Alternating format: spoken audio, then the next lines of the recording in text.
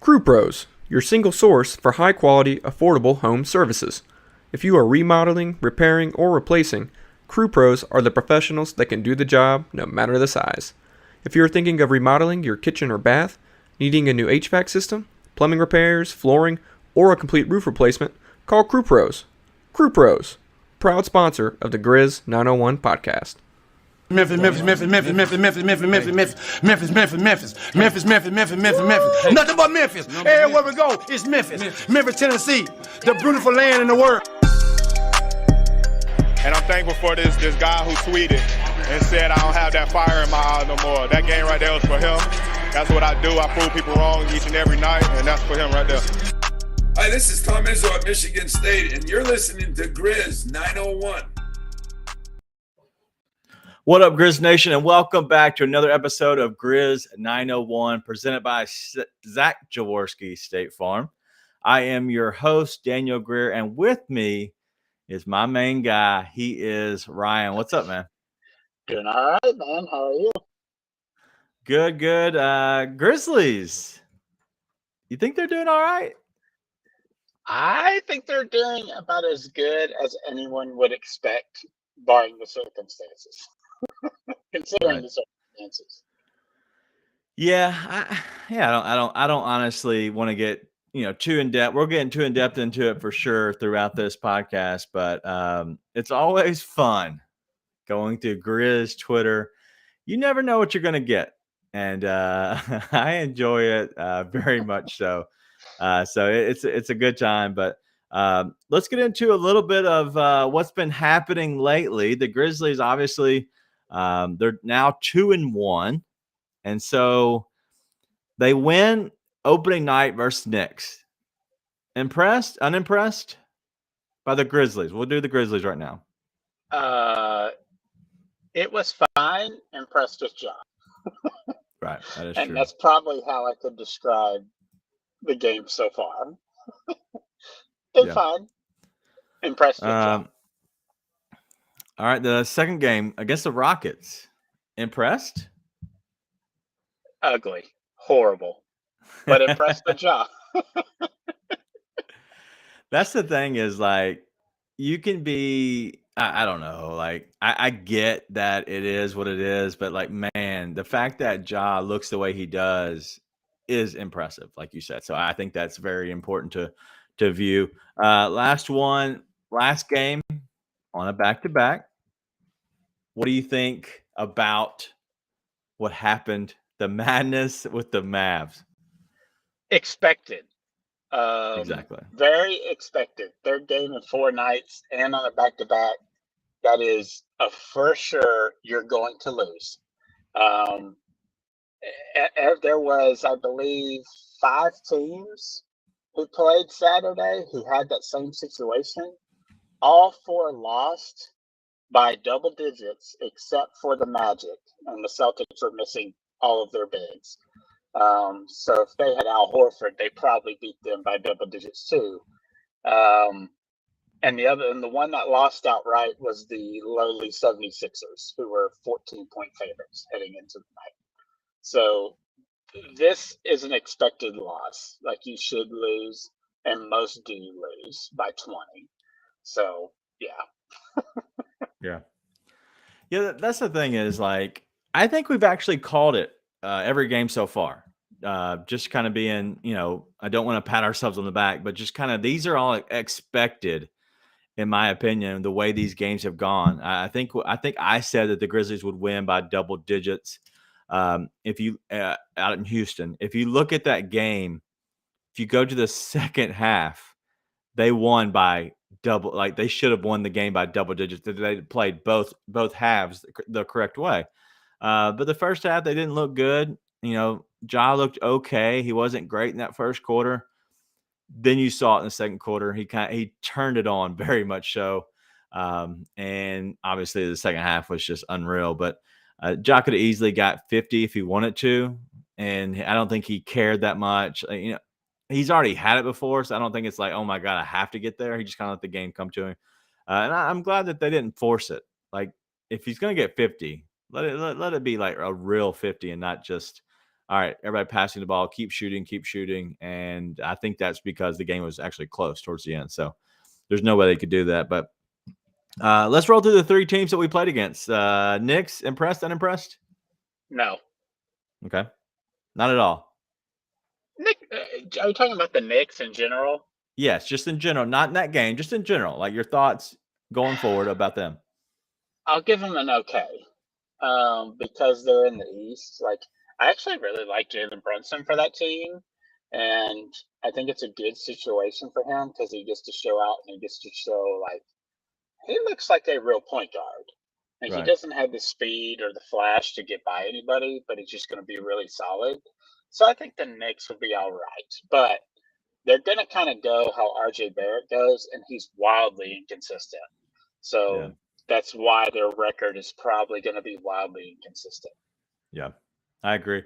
I really liked him, and I like Brunson. I think he's going to be a very underrated player this year for the Knicks. I think he's a guy that once him and RJ figure each other out, and let's just be honest, once RJ figures himself out, like he's looked bad. I think Vernon at one point, I heard Vernon say that he looked like he was overweight when he saw him kind of in person there at opening night. Maybe he is. I don't know. It hasn't been good. We'll say that for sure. It's been a little ugly. But next game, Rockets at all? Are you impressed, unimpressed? No, they're going to be one of the worst teams in the league again. Yeah, I agree completely. I don't. They obviously they have one basketball. That's what I think we've all said. They have one basketball. They they have talent. And yeah, if you get Wimby, whatever his name is, Victor. If you get Victor, you're still a struggling team. I don't care how good he is. I know that he is franchise changing, but they don't have an identity. They don't have a front office. They don't have anything that helps them go the right direction. They have a bunch of good pieces. And so we'll see. Last one, Mavericks, the Luka Magic. Impressed? Not impressed? Yeah, I mean the Magic are going to be really good. The Mavs are going to be really Mavericks, good. yep. I think a lot of people were starting to pile on now, like, did they really get better? They lost Brunson, blah blah blah, and they play so slow, and they're going to be a top 10 defense, but they're really really good in half court. Like that ball is just popping around the perimeter, and I'm not a huge Christian Wood guy, but when he comes in the second unit so far, and he can just bring out second unit bigs and go by them or just shoot threes in their face, that's a pretty big disadvantage. So I don't know if they'll change anything with that rotation, but I think we just kind of do this when we get closer to season, right? We're looking for content. Well, did the Mavericks really get any better? Are they going to be bad? The Mavericks are going to be pretty dang good. Yeah. And they're going to be a top 10 defense, like I said. And the Southwest Division, our division, is got to be the second best division in the NBA. Like Right. from what we've seen from the Pelicans so far, it's a really, really difficult division. And the Spurs and Rockets, I know, like everybody says they're quote unquote trying to tank, but if you watch the Spurs against the 76ers, that is truly a like Euro offense. There is not one singular guy that needs the ball. They're all popping the ball around. Whoever gets the best shot shoots it. Like I think they're gonna have games where they get blown out, right? But Yeah. especially against good teams. But I think they're gonna win more games than people expect them to. Now that's not saying they're gonna win 30 games or anything because they just don't have the talent. But they're kind of those like Rockets. You at least got to show up, right? You can't just sleepwalk like the Grizzlies did in the first half against the Rockets. I just don't think you can do that in our division at all. I think the teams are going to be frisky, and people think, even though they'll ultimately still lose. Yeah. Yeah. Honestly, like the Jazz, like as we're recording this right now, like they're in overtime with the Pelicans, and they were leading the Pelicans. The Pelicans had to make a really good fourth quarter to come back. Like the Jazz have been good. There's a lot of teams that have been good that we did not expect them to be, but mainly like the division that we're in, going back to a little bit what you were talking about, It is tough, man. Like, I've never seen it as definitely I've seen it tougher, but now that the Grizzlies are up there, and they never had been up there when the Spurs were just dominant. But San Antonio is not gonna be good, but New Orleans is obviously, I think they're gonna be a playoff team. They look good so far. Memphis, I think the Grizzlies are gonna be a playoff team, and Dallas, I think, will be a playoff team. Do you think this will be the strongest conference? Because the other conference you're looking at that you probably have to compete, because it can't be the Portland, Utah, Denver, Minnesota, OKC, right? Because there's two teams at the most that would be a playoff team. It's So it's got it's got to be Pacific, which I believe is Warriors, Suns, Clippers, right? correct. Yep. Yeah, like that to me is the top. Um, yeah, that's probably the top division. Um, I can't remember who the bottom are. Is it the Lakers and Kings? Like the Yep. Kings might Yep. be kind of frisky. We know the Lakers are dead. Um, but like the Kings are kind of like the sexy favorite to be like a, kind of a frisky NBA team, even though I personally don't believe that. So I think right now I would give a leg up to them just for the whole, I guess, quality of the five versus our quality of the five in total. But let's just say, I'll say this right now, that it would not shock me if all three of the top teams in the Southwest Division make the second round of the West playoffs. Mm, It wouldn't surprise me. Is it likely? No, because there's potential that we're matched up against one of them in round one. yeah. But if you're just like gun to your head, I could see all three of them being in the second round, which is kind of crazy. Because I mean, we already had Mavs and us last year in the second round. Right. Pelicans gave the Suns a run in round one, and the Pelicans look better already. Now, of course, you got to expect Zion to be healthy all season, but like, I would not be shocked if that were the case. Yeah. Yeah. I think that the potential, like for the future, the Southwest Division is the new guard, and the Pacific Division is kind of like the old guard of the teams that used to be dominant and are still dominant, but they're not, like, they're on their way down. Like a couple of years from now, obviously you have, superstars that will be aging, and they could age themselves out of being really good. Look at LeBron James. I'm not saying it's all him. He's still good, but he can't carry a team like he used to. And maybe it's because Russell Westbrook just sucks. I don't know.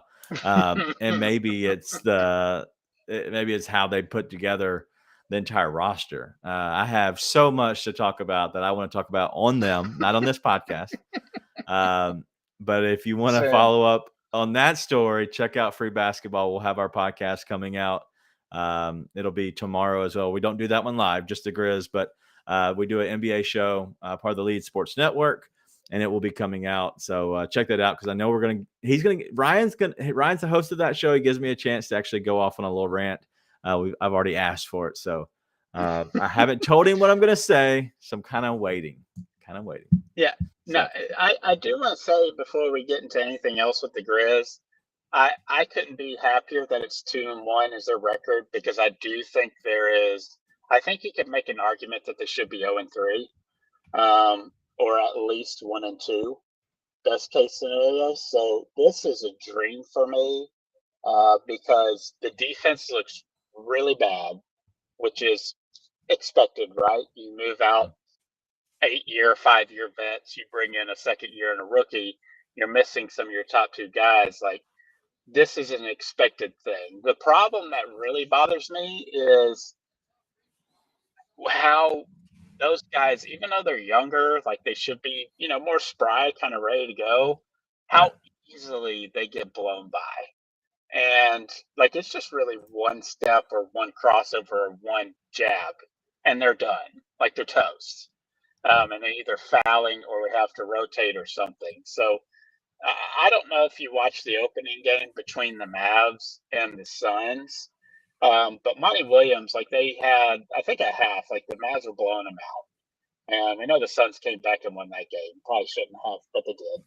But they interviewed Monty Williams, like, what's going on with the defense, blah, blah, blah. And I thought he said something which isn't mind blowing, but I think it pertains to what's going on with the Grizzlies.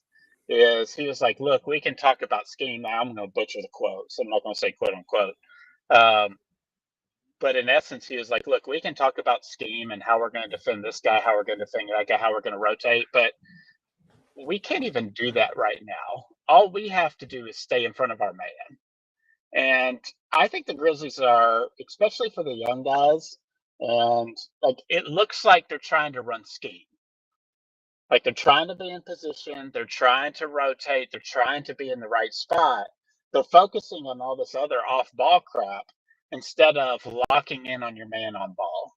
And so the defense is bad. It's really bad on ball. And that's what I would say to this team is like, yeah, scheme is important, but if you can't even remotely stay in front of anybody, scheme does not matter. So I would like us to just get back to, which would be a great test with the Nets coming up, is like, dude, just guard somebody one on one. Like literally guard them one on one and keep them in front of you. And that will really, really help our defense. Because right now it's awful. It's a porous defense. It's the probably tied for worst defense in the league with the Rockets right now, if we're being honest. Wow. So have you noticed that they're playing like a matchup zone throughout some of the game? They do a little bit of that. They're trying to do a little bit of everything. I just think they're too worried about, especially for the young guys, just being in like they've got too much going on. Yeah. And they're trying to learn it. Like they'll eventually learn it, and that's fine. They're going to have to, right? Like you have to be able to execute a defensive scheme. But right now, for those young guys, it shouldn't matter. Like, please, Santi Aldama, just sit down in a stance. Like, dear God. Like, quit standing straight up on a closeout, sticking your hand up, and then trying to catch up. Like, it's just not going to work. Yeah. So you just quit worrying about scheme so much right now. It's, to me, it's not about that. It can be like that later in the season. It's going to have to be, right? But it's got to be about getting a stance, staying in front of your guy. That's it. And if you get blown by, it's the freaking NBA. You get blown by. It is what it is. But you've got to at least move your feet, be in a stance and shuffle and try to cut somebody off instead of just giving them a wide open lane after one crossover. Yeah. Well, if you look at this team, like Kyle was a really good defender. Melton was a really good defender. So they lost their defensive potential, which if you look at the, I think combined, I saw somebody say the other day that Kyle Anderson and Melton together have scored a total of 16 points this season in their games. So they're not obviously big offensive threats, but they were great defensively.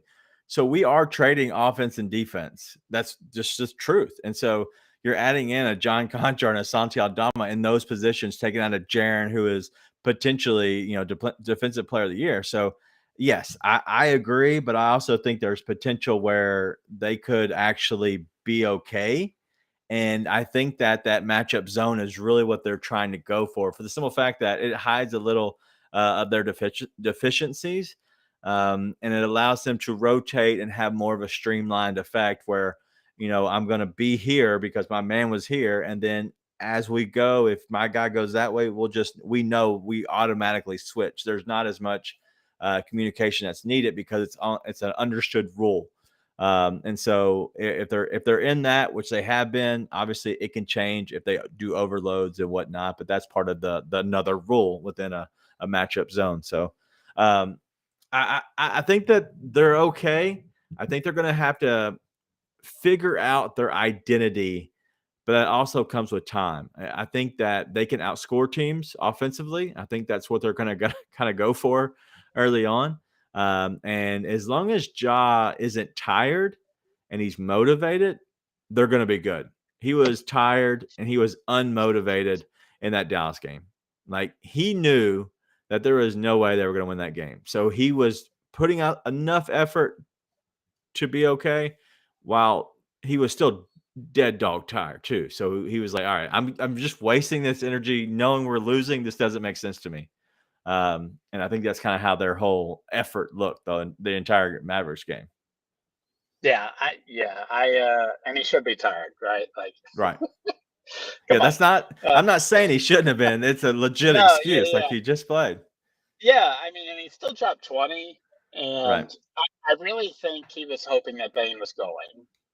Um, Yeah. because I think that he was kind of hoping Bane would finally get over the hump a little bit because he's been awful. Like he's been really bad. And it's not like his shots are bad, and Yeah. it's not like he's doing good things. They just simply aren't falling right now, and that's okay. Like he had stretches like this last year. It's just so obvious because it's jawing him right now. So it really stands out. So I know some people have been posting about should we be worried about Bane already, and that's an absolutely not. It just looks really bad because he's the second guy, Yeah. and there might be a little bit of he's trying, like he knows he's the second guy.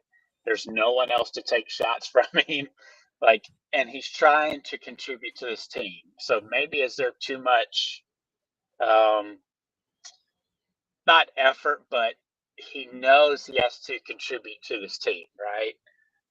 And we've seen it instead of like playing within the flow, which he was really good last year, playing within the flow, pass up a shot if it's not there, create something else, let the ball come back. And he's searching for stuff right now, instead of necessarily in the flow, which may be part of he feels the pressure of he has to contribute with Ja. And I think the key to that is you just see the difference in his first half assists versus second half assists. I don't know why he's done it all 3 games, but it's like one assist in the first half, and he's forcing not doing very well. And then in the second half, he's like, all right, let me just get back to being. He gets like 3 or 4 assists in the second half. Right. And he's getting the ball back, and they're just not falling, and it's fine. Like it's fine. That's why I think it's great that we're 2-1. Yeah. I think it's a miracle that we're 2-1, honestly. And the only reason we're only have that one loss is because of situational. I agree. If we had 2 days rest and go against the Mavs, is the result the same? I don't know. I mean, it's definitely not 40. I think it's a lot closer games, probably within single digits. I don't know if they win, but there's a lot better effort. So the offense, like you can see, like the offense is just not great, right? Like it's 2 people, and it's obvious. Yeah. There is nothing going on besides those 2 guys. And Right. poor Bane is running himself to death. And just to try to get open. Just trying to get open, and everyone else is just standing in the corner, or Adams is screening for those guys. And like that's just where we are right now in the offense. Like we are not going to be very good in half court offense unless Bane is on a heater. Like it just is, or Ja keeps hitting threes like he has been. Like we're just going to be a bad half court team right now because there is just nothing going on. You have the off ball cutting stuff. You don't have the off-ball motion stuff. There's no one really else that I don't think this coaching staff and Taylor Jenkins trust to handle the ball past like maybe an easy closeout rotation, but there's nothing else going on. So I think you hit it on the head. This team has got to get up and down. And they, like, even on makes, they have got to push right away and look for early baskets. Because the longer the possession goes into the shot clock for the Grizzlies, the less I feel good about it. Yeah. So early offense for me is something to look for. Now, it's great that they're playing the Nets because the Nets are just as terrible as the Grizzlies on defense right now. Right. So this might be your highest team total. If you want to mention gambling a little bit, this will probably be the highest team total that there is so far this year. It would not shock me if it's in near 240, or even north of 240, because no one is going to play defense in this game. Like, you are not going to get a stop. So it should be a really flying, fun offensive scoring game tomorrow. And that's honestly how the Grizzlies are going to win right now. They're not going to stop anybody. It's not going to happen. They have to outscore people right now, and they have that capability. It's just if Josh still has the legs, if we're 10 to 15 games in, if there's still something going on with Dylan and Zaire, and if Bane's going to still be ice cold like he has been. But I think he turns it around soon. I think it's tomorrow, right? That we play the Nets. Yeah. Tomorrow. I could see, Monday. I could see it being a 130 to 140 type game. Like, seriously, like it could be. Sheesh. It could be crazy points. Nobody defends on either side of the court. Well, let's play a little bit of gambling real quick. I have the lines; they are out for this, so let's see if you're right, because obviously, you're giving your thoughts on it. What's the line on this game that you think it is? If I had to guess, I'd say it's the Nets favored at the Grizzlies by 2.5. So the Nets by 2.5 is favored. You're saying? That's what I'm saying. Yeah. No, it's actually the opposite. Really? Okay. Grizz by 2, by 1.5 on some books. So 1.5, 2, pretty much a pick 'em in a game. That's so surprising. Pretty even. Yeah. Yep. Over under. Give me a number. It's got to be at least 238.5. Not even close. Not even close. Is it 242 already? Not even close. Is it lower? Yes, much. Which book? All of them. All right. Pause the program for 5 minutes. It's 228 everywhere. That's insane. It's insane. It's not going to happen. And let me give you a little bit of something. Utah and the Rockets, they play tomorrow night. What do you think? Just kind of guessing what their team total might be, or not, their total might be overall. Let's see. Grizz Rockets was 232. Let's say that one's 234.5. It's 232 as well. And literally, Really? like the Grizzlies have, there's what, 5, 6, 7 games, whatever. They literally have the third lowest total of all the games. No, every other game. It's crazy. The Spurs and Timberwolves are 230.5. I'm sorry. There are other games. That was wrong, but yes, there are still games like Pacers, 76ers, 226. Raptors and the Heat are a rock fight at 217. but just in general, 228 on the dot. It hadn't moved since we've been talking. So, are you going to put your money on that? Yeah, it's already being submitted now. I guarantee you that line closes north of 230 by tomorrow. Wow. There's no way. Especially with the Grizzlies, they will have a day rest. They should be a little bit better. Yeah, and it's at home. Come on, the Nets have had 2 days rest? Unless the Nets are not playing people. Right. That's the only thing I can think of where this wouldn't go over. Well, funny you say that, the Nets don't score. Well, funny you say that. The only player props out right now are on Ben Simmons, Kevin Durant, Kyrie Irving. So those three are playing. I guess they're just waiting for Dylan. Because I've noticed that about the Grizzlies props is they've taken longer with them. So right. I don't know. I know Ja took a knee in to the quad in the Rockets game. So yeah, but he played that last game. I don't see where he's going to sit. Yeah. No, not right now. Especially against the Nets. One, he plays well against them, which is the main thing. He's going to want to play for sure. So, Yeah, 228. If you're interested at all, go. The over under is 228. So go have some okay. fun if you're A gonna gift. bet with that. A All gift right. from heaven. Yeah. Let's get into something that is Ryan's favorite, and it's going to be a conspiracy theory, ladies and gentlemen. Oh. This will be yours, and then what we'll do is we'll do this. We won't spend too much time on it. It's funny. I asked Nathan, who is our weekday boo, to give me a little bit of information on the Mavs and the Grizzlies, and he gave me some very good stats. So I'm going to kind of read through this a little bit.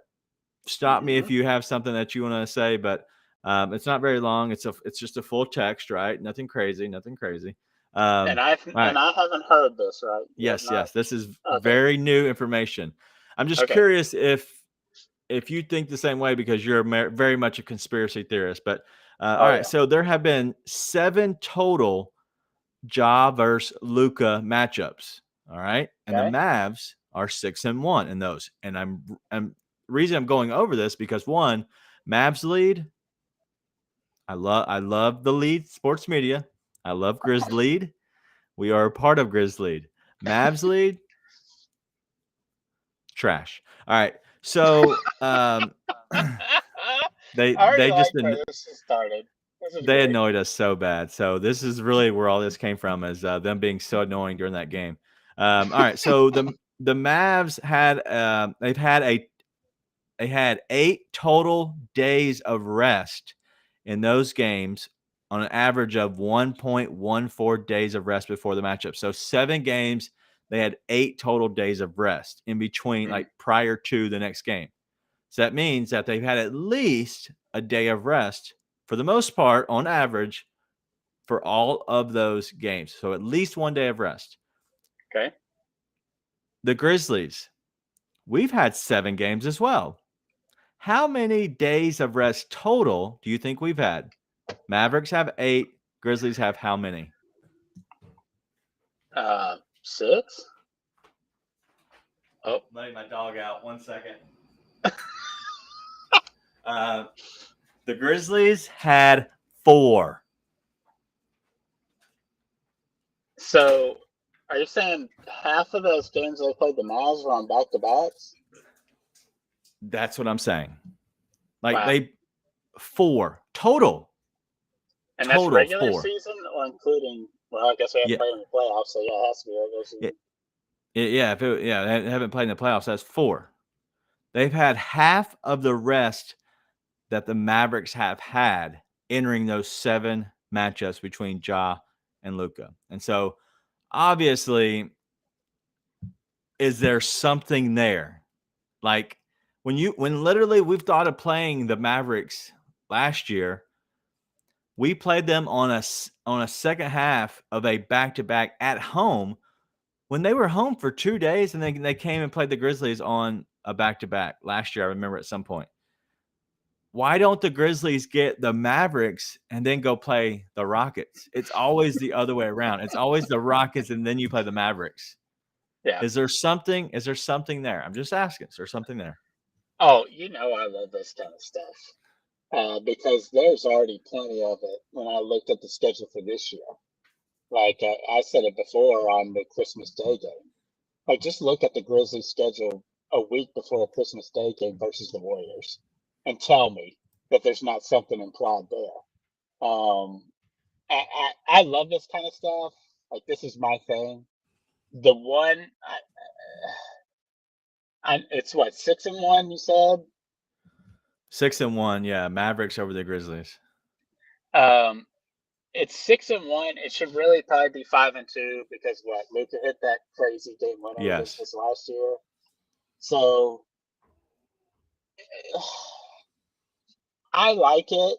Now, to be fair, the Mavericks are just a half-court team. Like, sometimes like people are just bad matchups, and They are a terrible matchup for the Grizzlies. Luka's just a bad matchup for us. So it makes sense why it would be a 6-1 record. But the rest thing is weird. Now, not saying that there's someone in the league office like that's really going to have to be planning it out. It's more likely coincidence, but it's. But have they I think ever it's thought? interesting. Have they ever thought like, hey, maybe like instead of going to Houston first and Maverick and then Dallas second, maybe we go to Yeah. Dallas first? Like, is it not Yeah. like, hey, we're just going to keep it the same thing over and over again? Like, that's my thing. Is you don't fall into trends. We should not be able to say they've have half of the rest in a 7-game series. Half. Yeah. That's crazy. That's crazy. That's very, you shouldn't find that somewhere. Yeah, I mean, I'm sure you can find a lot of interesting trends with that, with teams going to Texas, right? Like, because usually on road trips for most teams that go to Texas, it's Dallas, Spurs, Rockets, or some combination. Yeah. Like you obviously get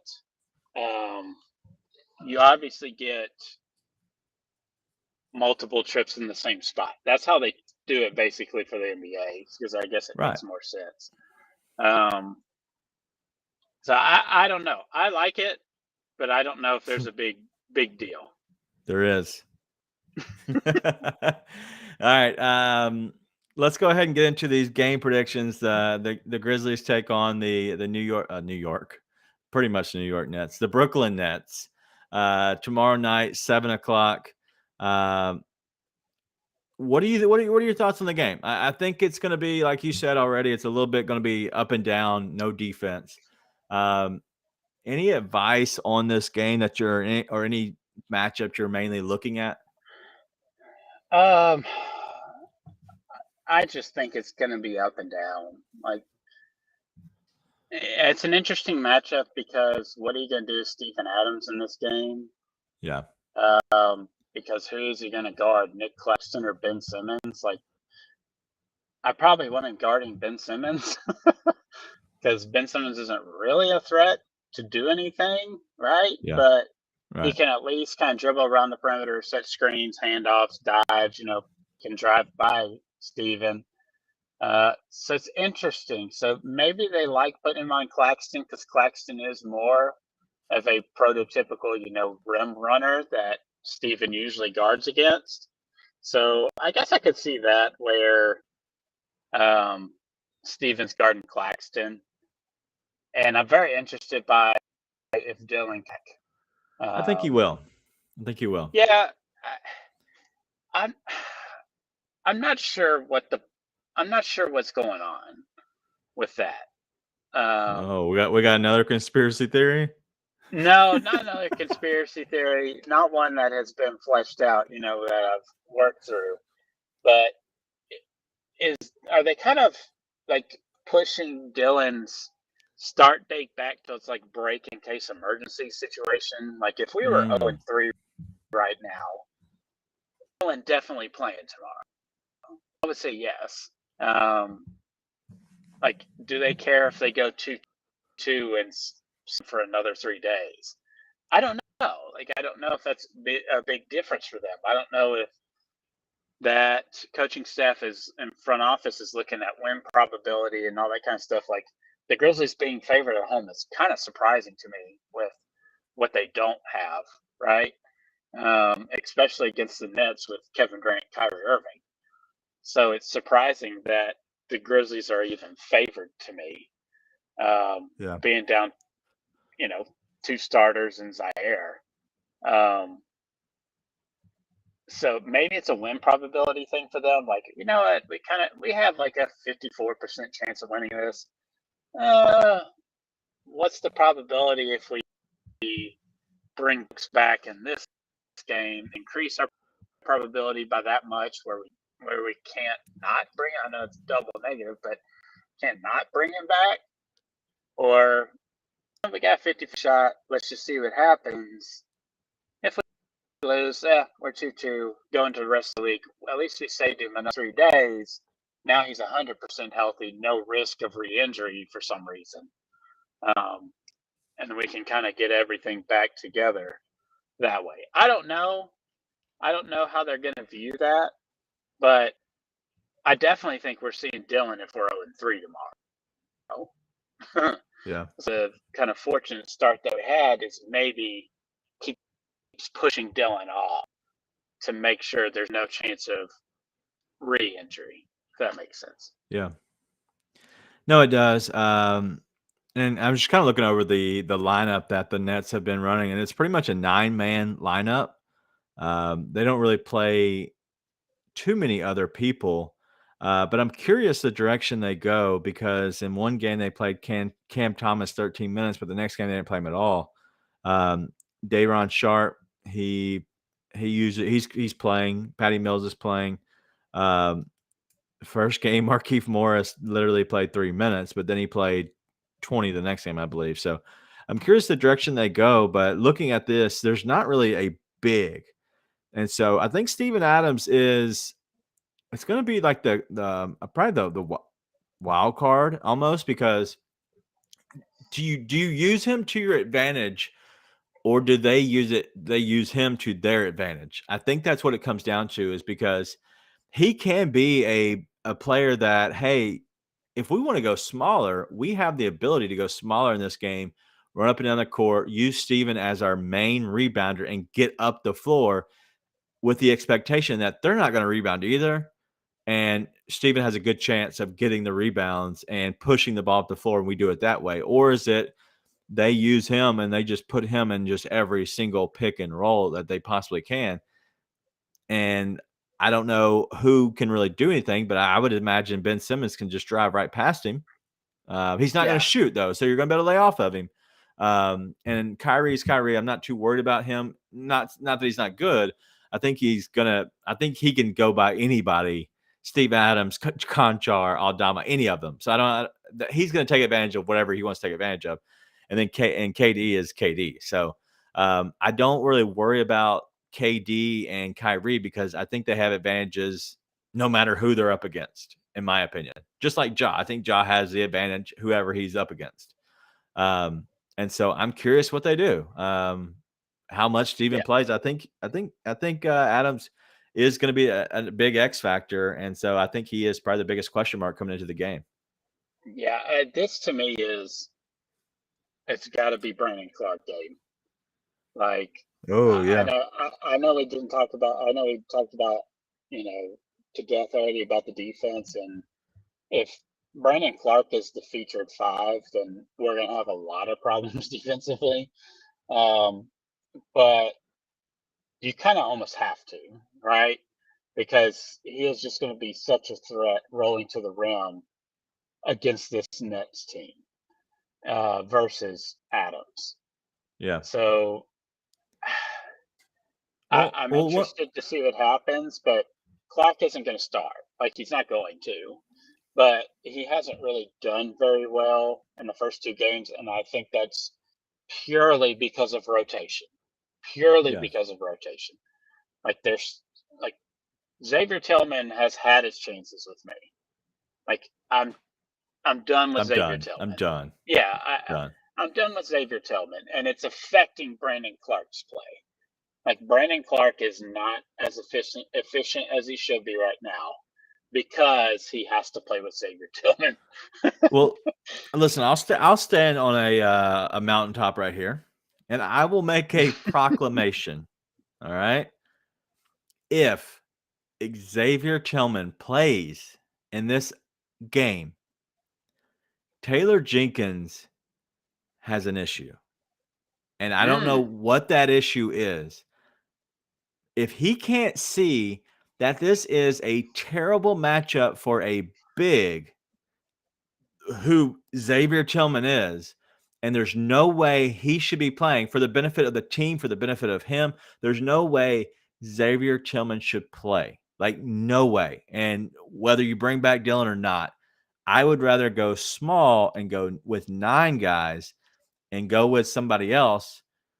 I would even rather go with Kenny Lofton because he has a more potential to be on the outskirts. I don't like Junior, and we can talk about him. We've already gone over what I want to talk about anyway in general of length. Like we're in overtime already. Yeah.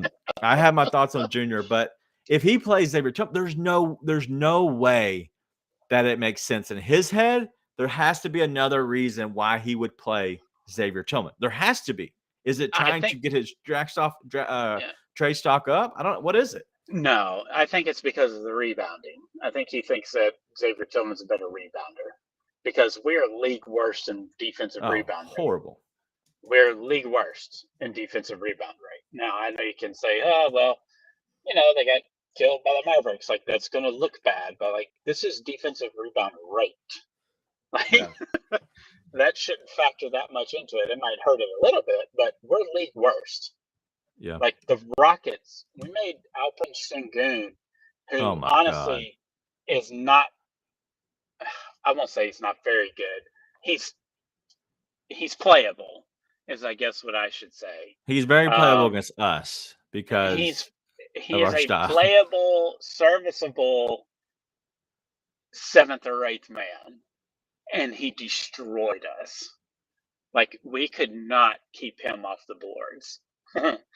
So I think that's why Xavier Tillman gets that nod is because of the perceived rebounding that Xavier Tillman will bring, and it just has not happened. It just Hey, hasn't funny happened. funny thing, the Grizzlies on reboundings allowed ranked 7th in the league this season. This season only. Yeah. Offensive rebound allowed 11th. They're not as bad as we probably make them out to be. It probably looks worse in our heads, but they aren't great. They do good at team rebounding, so it like spreads. So you can't really. There's no like big number that people are putting up. Like the first game where they put up, I think Aldama, Conchar, and Adams put up 36 between them. That's what it was, but they haven't really been that since. But they're getting still 5 rebounds. I want to say Adams has got 9 every game this year. They're doing enough, but it's just like team rebounding. Bane's being a much better rebounder this year.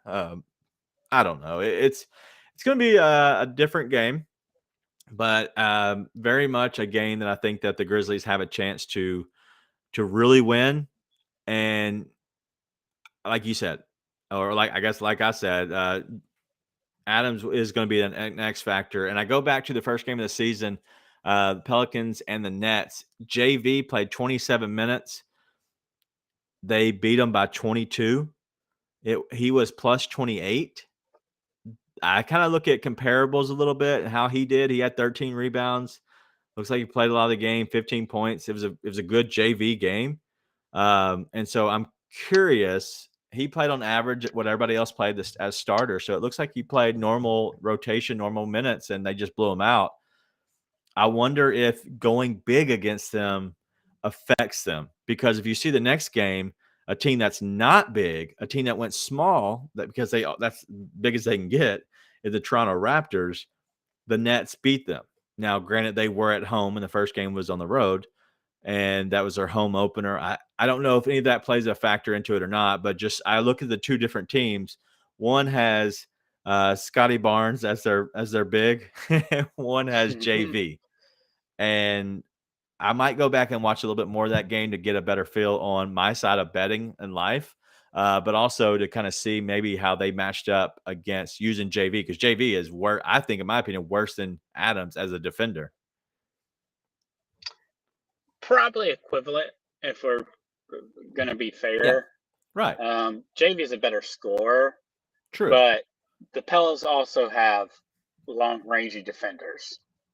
And they can kind of keep the wings at bay as much as they can. We don't have that right now. We just don't. And I think the rebounding stuff kind of comes apart with they're playing more matchup zone and switching everything. You're just going to get mismatches like that on the back.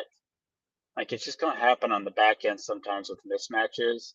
And if you're in some sort of zone, like you give up more offensive rebounds anyways. Like it just is what it is. I'm curious because the Nets are absolutely going to target Steven. Absolutely. Yeah. He will be in every possession. I would be surprised if he's not. So he's not really a rim protector anyway. So if Nick Claxton is not involved in a pick and roll, he's going to be in the dunker spot, and that leaves Steven to rotate over to protect the rim. Like that's just, he's okay, but it's just not really his thing. Yeah. But at least it would be him more around the basket. Like I think it's a mistake for the Nets if Adams is around the basket. Like I think he needs to be pulled out and put in stuff all the time, because then that gives them the advantage on those second chance opportunities. Yeah. Blown by Conchar, Ja, Bain, Santi, the rookies when they come in. If they just let Stephen sit in the middle, then they're stupid. But and that's to our favor. So that's probably another thing I'm watching. But like to me, it's all about, and this is basically how the NBA has turned into, anyways, right? Like who's making their threes tonight. That's Yeah. basically what the NBA is in the regular season. Like, sure, you have a superstar, Ja Morant, who can attack the rim at any time he wants to and find anybody in the corner that he wants to.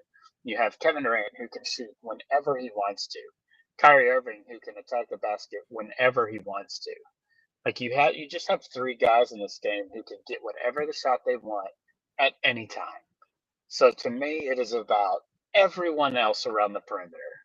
And if the Nets come in and shoot 30% tomorrow from three, and we shoot 35%, we'll win. Like it's pretty simple, It right? just comes down to that. Yeah. That is basically how you can break down most of NBA games. Like it's not all, right? Because there's some teams that just don't shoot threes. But the Grizzlies are checking up 40 a game this year. Like they're one of Right. 4 teams who are shooting above 40. Last year, I think there was only 2 NBA teams in the whole NBA that shot above 43s a game last year.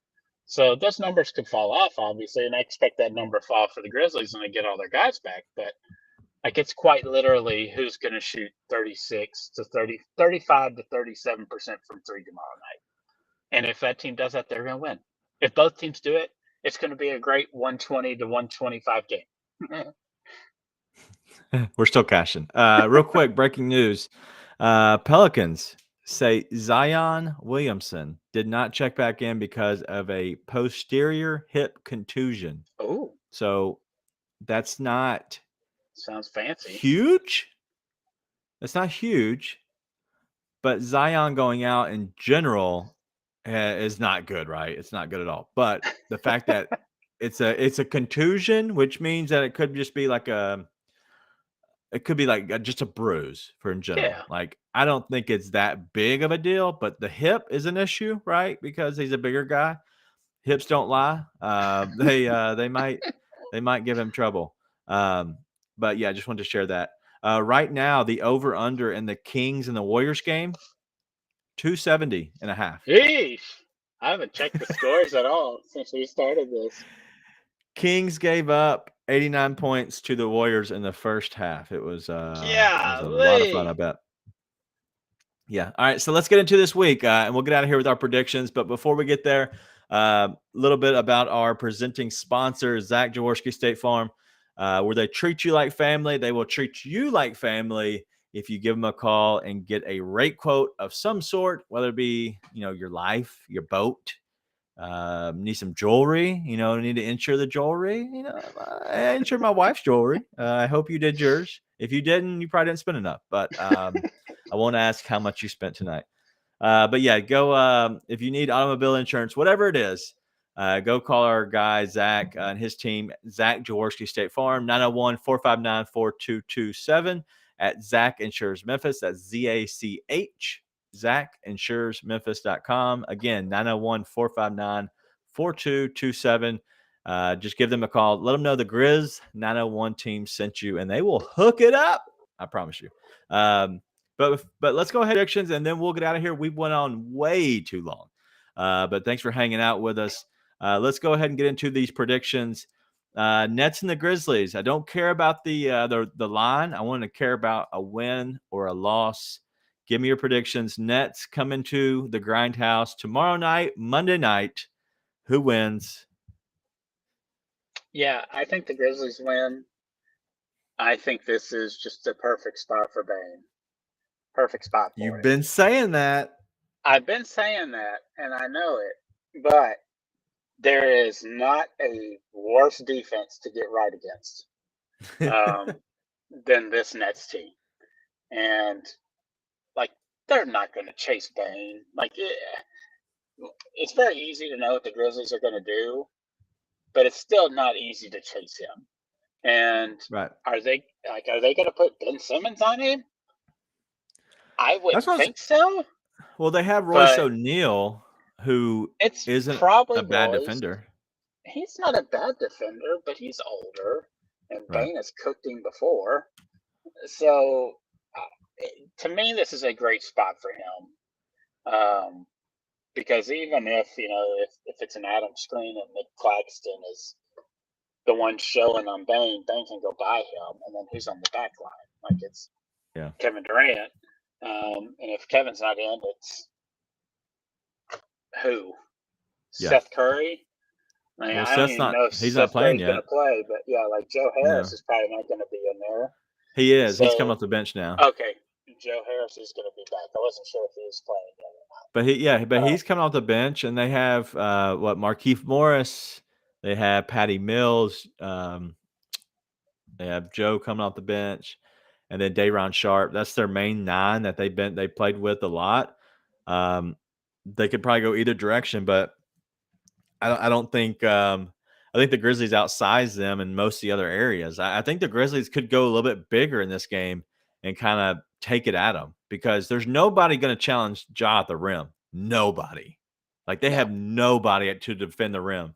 And so I'm curious of what happens. So Yeah, I think this is a big game for Ja. I really do.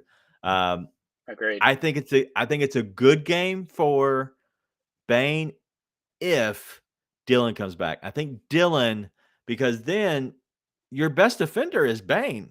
Realistically, on the court, if Dylan's not there, and that's why Bane had to play against Luka, and he is no match for Luka. There not many people are, but he's no match for Luka. So that's been the other thing is I look at it as Bane. He's been struggling because he's having to play a more defensive role in this team, and that's not his.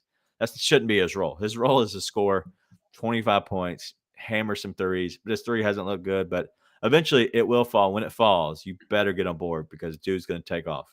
But all right, so yeah, I'm on the Grizzlies too. I think this is a big game for Ja, and I think that Steven Adams could be the X factor, and the X factor of we're bigger than you, and you can't challenge at the rim, and Ja's going to just go crazy. I think he goes off for 30 plus again. I'm curious what his line Oh is. yeah. I'm looking at KD's is 28.5. Kyrie's is 25.5. I think that KD goes off for 30 plus. I think Ja goes off for 30 plus easily. So Yes, that's my prediction. That's easy. All right. The Grizzlies, after they play on Monday night, they again get 2 days off and then they go out to, I promise you, it will be a high scoring game. And if it's on anything, if it's 2:30 or less, I'm hammering. Above that, we'll have conversations. But right now, the Kings are playing the Warriors and the line's Yeah. 270.5. Grizzlies yeah. take on the Kings out in LA, or not LA, but out in California, out on the West Coast. Take on the Kings. They're obviously going to be 0-3. They're already down 22 the Warriors. What do you think happens in that game? Yeah, I agree. It's an up and down game too. It's not going to be pretty. De'Aaron Fox always murders us. The Sabonis matchup is very interesting to me because he could have a pretty big game potentially. Just like Sengun. Yeah, but and he's better. Right. But I'm not I like Kevin Herter, but I'm not a huge Malik Monk guy. Okay. But I think Keegan Murray could actually have a really nice game against us, even though he is a rookie. Like he just looks like he's been playing for a couple years already. Like he's just a seasoned vet kind of feel. Like he's not flashy, he's just solid. I think the Grizzlies win that one too. And I know I'm being high because usually I would be pessimistic on the under stuff. Like I was in everything for the Mavs game, as you know. Yeah. I try to stay realistic in that spot, but I just don't think the Kings are as advertised. Like people are like, oh, they're going to be frisky. They might make the play-in. Like they might because everybody else sucks. But I don't think I just don't think they're that much above them, right? Like Right. the sucky teams. Like I just don't think they're that great. So I think the Grizzlies can win, and I think they're going to win. And if we, by the Kings after the Kings game, if we're what is that 4-1? Oh my God, Yeah. what a gift! It's probably more realistic that we're 3-2, 2-3 at worst, but 4-1 would be amazing. Yeah. No, I agree. 4-1 would be amazing. Last one. This is a game that is on Saturday, so you will not be back here recording before then. The Grizzlies are then going to go on a, I guess, 2-game little mini series with the Jazz, both there. They play them on Saturday, and then they have a day off in Utah, which I would imagine the guys aren't going to leave, so they're not going to have much to do. So they should be good to go for that game again Monday with a game off in Utah. Hopefully they don't get lost in the snow. But you have them taking on the Jazz, and we have 2 games. So let's just talk about the first one. You're going to have a day of rest going into Utah. So what do you think about that game, first game against Utah? Yeah, regardless, I think they're going to split. So I don't know if it's the first or the second one, but they're going to win Okay. one, they're going to lose one. Okay. Typically, I would say they win the first one, lose the second one. Yeah. But they could lose that first one, win the second one. I think they're definitely splitting for sure. Unless Okay. Danny Ainge is already like pissed off that they're 3-1 or whatever, and is like, nope. Hard minutes restriction on Mike Conley and Colin Sexton, and no Laurie Markkinen. But like they've been a competent team, and there's pace with that team, and they pass the ball. It's Right. It's not one of those one man show teams, and it surprises people. That's why I'm surprised people thought the Jazz are going to be that bad. Because all those pieces are just like connective pieces. There's not like an alpha amongst Right. that group, Right. but they can catch anybody on any given night because it could be 3 or 4 of them that pitch in on any night. But throughout the season, it kind of sucks that we're getting that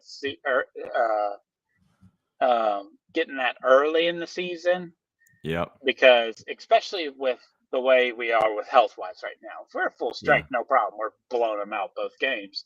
Maybe blowing us out too far, but we win both games. I would love to have this 2-game stretch against them in March, because they're not going to be anywhere near to what they are right now in March. Yeah. Well, I look at the times of the game. So the Sacramento game's at 9:00, but you look at the Utah game. The Utah game's at 8:00 Central. So they're saying like, hey, we want to grab all the Memphis viewers that we can. Because normally West Coast are like at 9:30. Who cares? Like we want the West Coast viewing. With Utah, they're like, let's see if we can get some of that East Coast, some of that Memphis viewers. All right, I'm going to ask you a few questions. We're getting out of here. This is just a record. Obviously, the Grizzlies are playing 7 games in the month of October. We're about to finish up. And so right now we're already 2-1. We're entering into the Nets game Monday. The Grizzlies finish 4-3. What grade school letter grade are you giving that for the month of October? Considering the roster, if it stays exactly the same, an A. Wow. Okay. I will. All right. Because to go past, like, I know I am higher on their record for what they probably in reality are right now, but I believe in Josh star power and his ability to just win games that they shouldn't, or at least be in games that they shouldn't. And I think Bane's going to get right very soon. And you also have Dylan coming back. But I do think the Grizz fans should be prepared to have like a Boston Celtics-esque start to a regular season. Like the Celtics last year, they started out 24 and 25 or 25 and 22, and everybody's like, "What is going on with the Celtics?" And then they just ran off on people for the final 34 games or whatever it was. Right. Like, yeah, but the Grizzlies' schedule is tough. that's why I'm saying after Christmas. That's why I'm saying it would not surprise me if we are right around 500 and everybody's writing us off. Oh, I guess it was this 1-year wonder. I Blah blah got you. blah. Yeah. You're gonna get all that crap. Like it's gonna happen. Okay. And it would not surprise me if we're at 500 or a little above, a little below, and then we just have that kind of run like the Celtics do. We get Triple J back, everybody's healthy, Zaire's okay, Dylan's okay. Maybe we make a move or two. Who knows? This is really valuable time for the younger guys, for the second unit, and we're just clicking come January, come the new year, and we just run off on people. So I think that's how this season could go. So I don't want people to jump ship, even though I'm higher on what they probably are right now. I think by the end of the season, it's still a 45-plus win team to me. Like even if it's 20 to, they're 20 and 22 after 42 games. Yeah. Like the final 40, like they can go 30 and 10. Like it's possible. Yeah. Are you freaking out if they're 3 and 4? No, I'm not freaking out. Okay. Cool. All right. Well, that's all we got. I know we went long tonight, but we kind of had some good stuff to talk about and kind of had more time to kind of do that. So that's why this one's a little bit longer, a little over an hour. So I hope you enjoyed it. We didn't even get into junior conversation. We're going to have to hold that one to another day. I have my thoughts on it. I've spoken my thoughts. If you want my thoughts, you can go probably find them somewhere on my Twitter account. And I just think everybody needs to understand that the people up top are making the decisions, and they've made some really good decisions so far with the fact of drafting him in general. Give the guy some time. He's not in the best basketball shape. Not that he's like runs up and down the court and he's winded and whatever. Maybe he is. I don't know. But like he needs to get his body right to be an NBA player. Like you have to get yourself to the point where you can be a real NBA player. And so just give him some time. He's still young. He's still probably got some baby fat in there somewhere that he'll probably let go. But let's look up and, maybe next year, 2 years from now. And when you can really hone in his offensive skill set, that's really what makes the difference is if you can hone in a player's best attributes and make him who he is. I think that's really what it's all about. Ryan, anything else? Go ahead. Yeah. To add on to that, it's not because of quote unquote politics of the team. Don't be a moron. Like it's not because of politics. Quit being stupid. Well, kid is just not ready. Fouled 4 times in 8 minutes. It's just too fast for him right now. It is way too fast. You want to talk about bad defense? Oh my God. All right. We can't get into it yet. We can't. It's not about politics. Is why he's not playing. Like, stop it. Yeah. All right. So I disagree a little bit. I think there's a little politics, but I think stop it. There's no politics. I think that they have to. You have Xavier Tillman about to leave. Like he's gonna expire on his contract in the year and not go anywhere. Just eventually at the end of the year, he's not on the team anymore, or he takes $2 million to be the 15th guy. Or you let him get some run in and make show that he's still a serviceable player, and eventually you trade him off. Like there's potential there for the politics on that end of it. But also like he's still like a warm blanket. Like he's still good. He does this job, but he's like nothing special. In my opinion. All right. Enough about this junior Xavier Tillman, the politics. We could probably go on that a whole show by itself, but let's get out of here. But anything else from you? Anything at all? No, not at all. All right. That's all we have. Thank you for hanging out with us so much. Like I said, it was a long one, but I hope it was a good one. Be nice and tell your friends.